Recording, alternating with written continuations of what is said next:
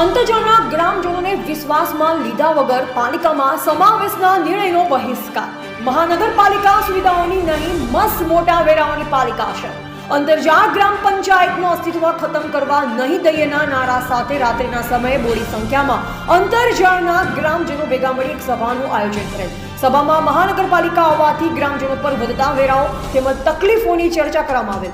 મહાનગરપાલિકા આવવાથી ગ્રામ્ય વેરા કરતા બમણા વેરાઓ આવશે, સાથે સુવિધાઓ તો જે પાલિકા 35 વર્ષમાં ગાંધીધામ વાસીને ન આપી શકી તે ગ્રામ્ય વિસ્તારમાં ક્યારે આપશે તેના પર પણ ચર્ચા કરવામાં આવી।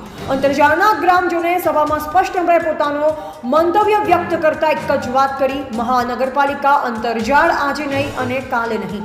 મહાનગરપાલિકાથી છુટકારો મેળવવા હાઈકોર્ટ જવા સુધીની તૈયારીઓ અંતરજાળ ગ્રામજનોએ બતાવી। ત્યારે હવે જોવું રહ્યું કે જે સત્તાધીશો વગર જાણ કરે અને વગર ગ્રામ પંચાયતની અનુમતિએ પાલિકામાં સમાવેશ કરી લેતી હોય તે ગ્રામજનોનું સાંભળશે ખરા। પાણી વેરા એના આપણે ભૂલી જાય એનો શું આજે આપણા પશુધનને આપણે ક્યાં લઈ ગયા છું? આજે આપણી ગ્રામમાં ઓછામાં ઓછા 400 માણસો ગાયો હોય એને આપણે ક્યાં લઈ ગયા છું?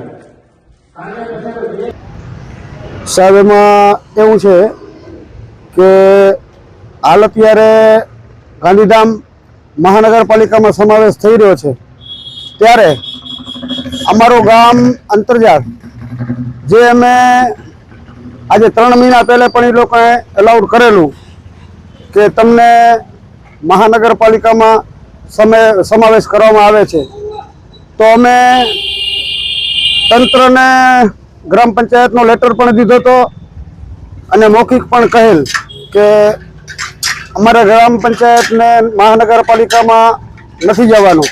અમે ગામની રાય લીધેલી, વડીલો યુવાનો બધાને ભેગા કરીને પૂછેલ કે આપણે શું કરશું, તો ગામ લોકોએ અમને એમાં એવો પ્રત્યુત્તર આપેલ કે આપણે ગ્રામ પંચાયત છે એ બરોબર છે, આપણે મહાનગરપાલિકામાં નથી ભળવું।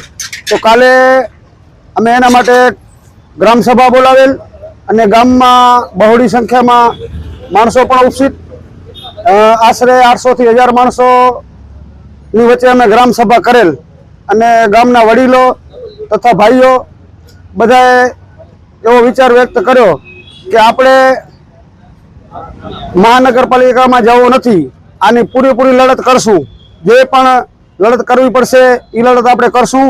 આપણે આમાં મહાનગરપાલિકામાં નથી જવું અને હાઈકોર્ટ સુધી જવાનું થશે તો પણ આપણે બધા સાથે મળીને જશું અને બધા સાથે રહેશું।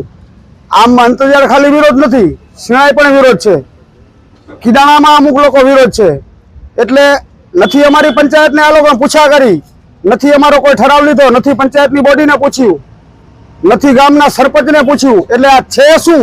હું તો એ જાણવા માંગુ છું કે આ સરકાર શું કરવા માંગે છે? જો કોઈને પૂછતા ન હોય, સરપંચ એટલે શું? આ લોકોના માટે તો કાંઈ નથી એમ।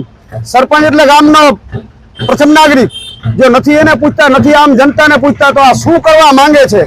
મારો કહેવાનો અર્થ